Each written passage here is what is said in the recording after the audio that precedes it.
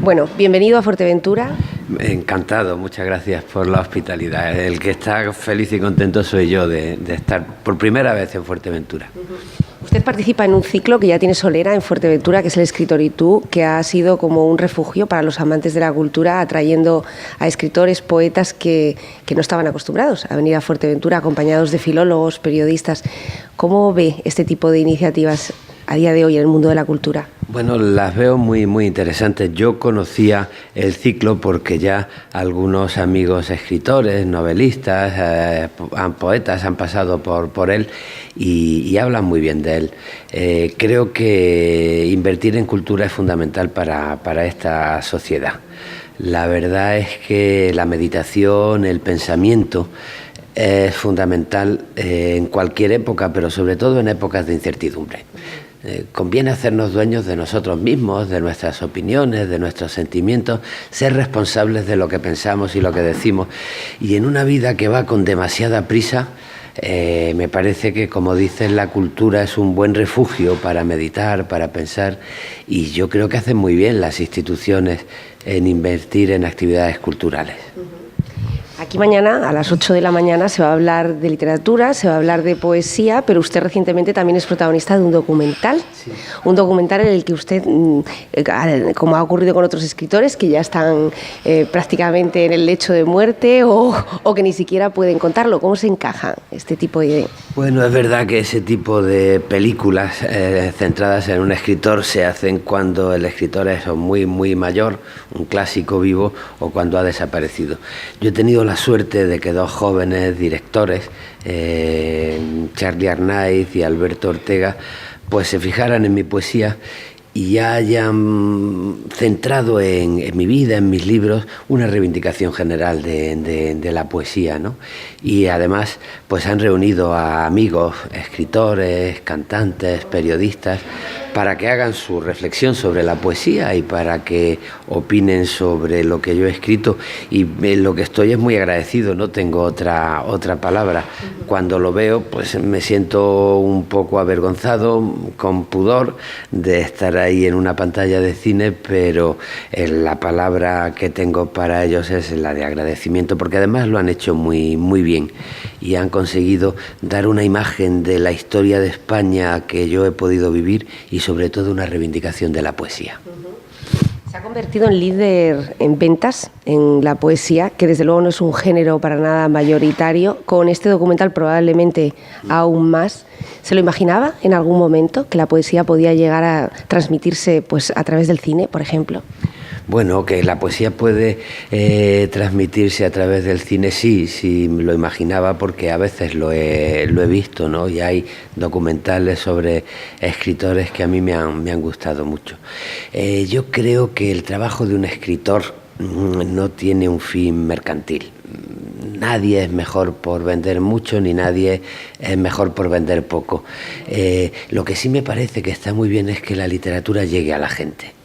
Y por eso es un poco hipócrita el escritor que se cree muy bueno porque no se vende nada, ¿no? Yo creo que sin necesidad de rebajar la calidad del género para tener un éxito fácil, sí es conveniente intentar llegar a la gente, hacer que la poesía hable de la vida de la gente.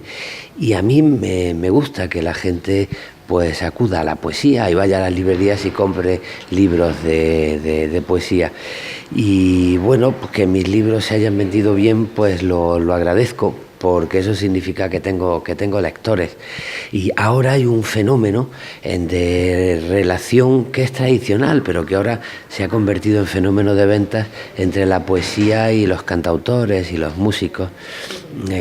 Yo creo que uno de los libros que más han vendido en la editorial Visor fue el libro de sonetos que hizo Joaquín Sabina, 100 volando de 14, que tuvo unas ventas masivas. Y ahora hay gente muy joven, como Maruán, como Luis Ramiro, como Diego Ojeda, como Elvira Sastre, que están llegando a un público, y yo creo que los amantes de la poesía debemos agradecérselo, porque están atrayendo a gente muy joven, y eso pues me parece que es muy bueno para el género. es conveniente que no huela cerrado, que no se separe de la vida de la gente la poesía. Quizás es el lenguaje cotidiano que usted utiliza lo que ha sido primero uno de los sellos de identidad. Vemos sus poesías habitualmente en Twitter, las comparten en las redes sociales, personas de todo tipo, incluso aquellos que no leen poesía. Quizás es ese sello, el utilizar el lenguaje cotidiano y llevarlo a la poesía. Es una de las tradiciones de la poesía contemporánea, la que intenta elaborar con rigor estético el lenguaje de la gente. El poeta no tiene que inventarse un dialecto raro, sino elaborar el lenguaje que utiliza la gente, las palabras de la tribu, ¿no? Y en esa tradición, pues la poesía española ha encontrado grandes nombres, como Antonio Machado, como Luis Cernuda, como Ángel González, como Jaime Gil de Viedma, como muchos poetas, ¿no? Y esa es la tradición que a mí me ha llamado la atención, en la que me he formado y la que practico. Yo creo que se puede disfrutar con muchas tradiciones poéticas, que no hay por qué elegir entre Góngora y Quevedo, entre Juan Ramón Jiménez y Machado.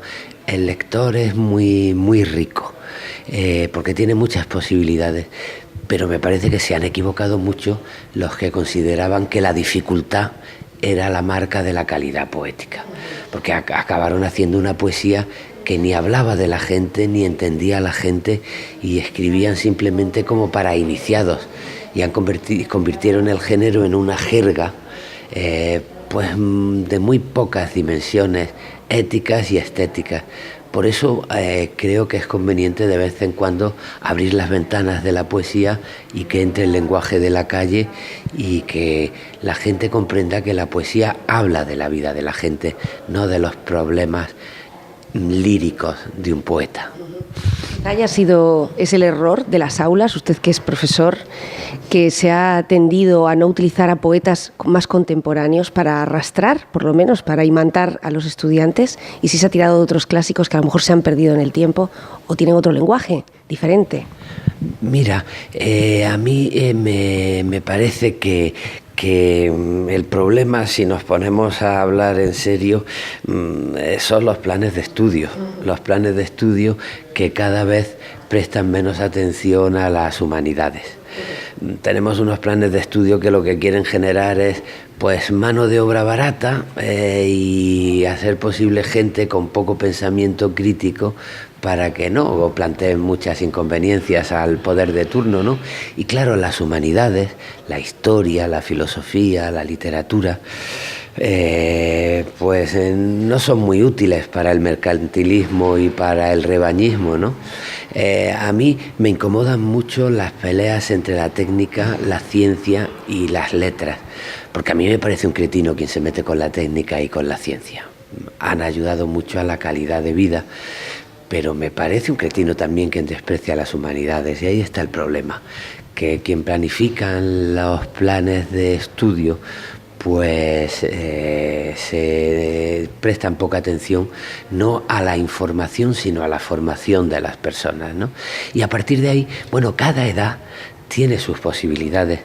Claro, antes en los colegios se empezaba a hablar de literatura con el poema del Mío Cid en castellano antiguo. O sea, un niño pequeño pues le pones a leer en castellano antiguo, pues posiblemente generes un enemigo para la literatura, ¿no? Y hay que ver las posibilidades de la edad, de la formación de la gente, para ir ofreciendo, y me parece que cabe de todo. El conocimiento de los clásicos está bien, pero el utilizar también literatura que llegue a la gente más joven, pues está muy bien también, porque un muchacho, a lo mejor si lee solo a un clásico en un dibujo de un señor del siglo XIV o del siglo XV en su libro de texto, pues le resulta más difícil entrar en la literatura que si oye pues a un poeta o un escritor joven que habla de su vida, ¿no? Habla, por ejemplo, de lo que significa pues vivir en una ciudad del siglo XXI, salir por la noche a tomar una copa, enamorarse, o tener una indignación porque de pronto pues te enteras de que ha naufragado una patera con 100 personas que se han ido al traste por el disparate de nuestras leyes en las aduanas, ¿no? O sea,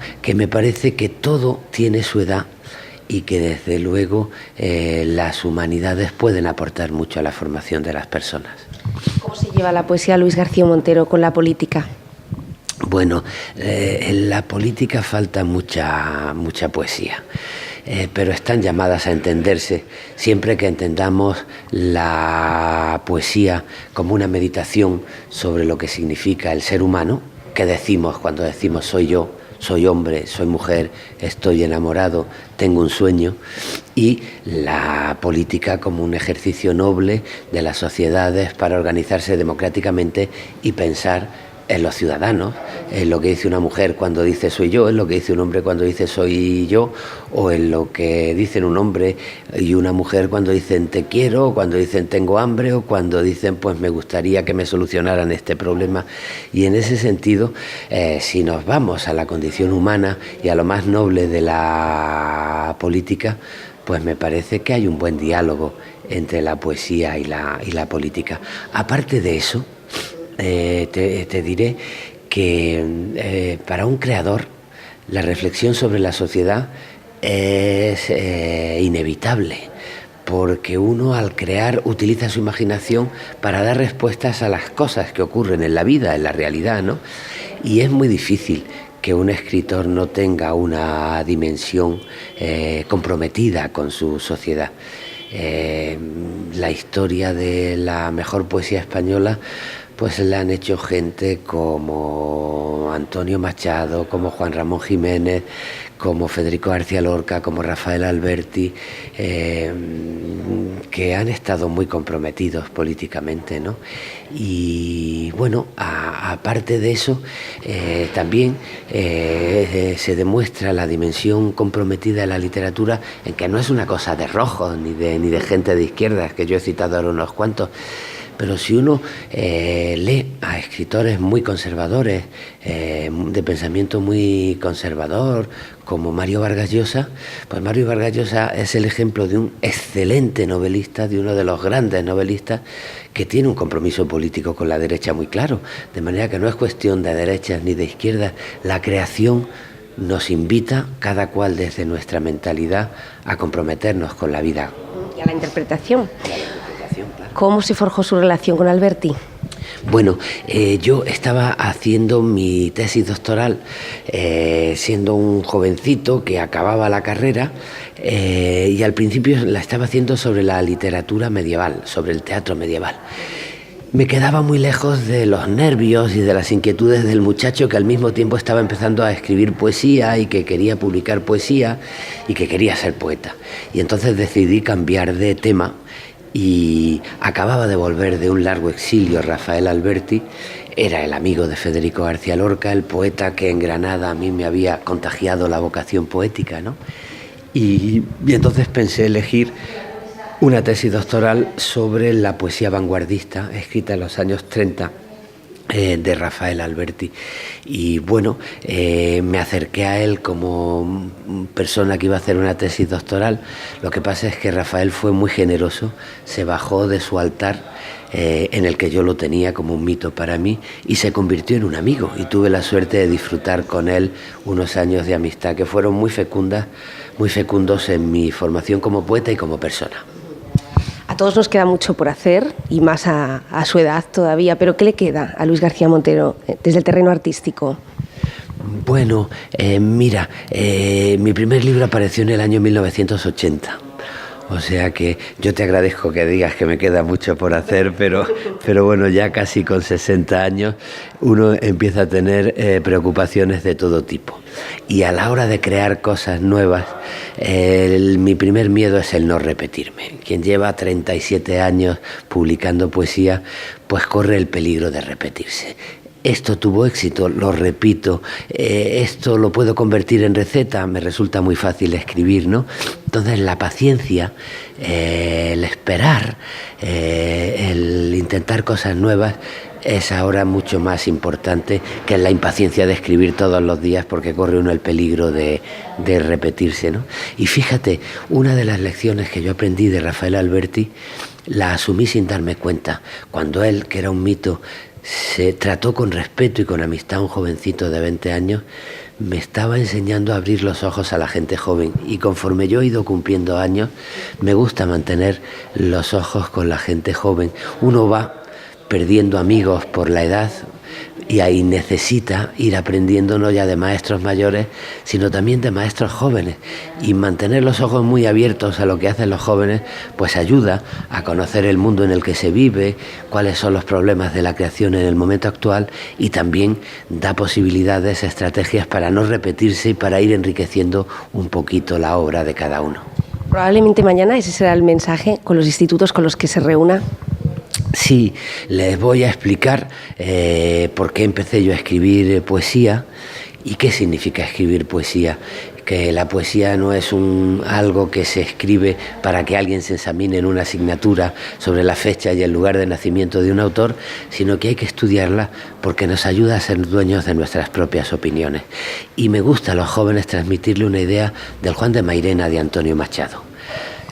Machado repetía a sus alumnos: la verdadera libertad no está en poder decir lo que pensamos, está en poder pensar lo que decimos.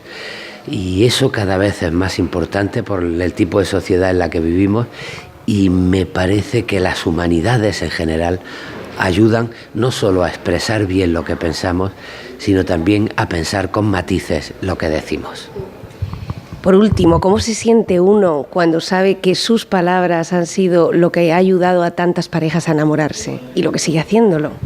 Bueno, la verdad es que eso me gusta, me divierte, porque cuando alguna pareja se acerca y me dice: con este poema nos casamos, o este poema me lo leía mi novio, pues uno comprende que la poesía tiene un lugar en la educación sentimental de la gente, y sobre todo uno piensa que el ciclo continúa.